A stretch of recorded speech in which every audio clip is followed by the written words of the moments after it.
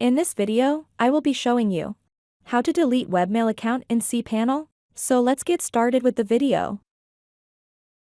First, you need to sign into cPanel with cPanel username and password, which will bring you to the cPanel settings page. In cPanel settings page, you need to click email account option under email section. Here, in this page, you will find all the webmail accounts set up in cPanel. To delete a webmail account, select the webmail that you want to delete. And next, click the Manage button, corresponding to the webmail account. In this page, scroll down to the bottom, and click Delete Email Account button. Once you delete the webmail account, all the data in the webmail account will be lost forever. Again, confirm deleting the webmail account.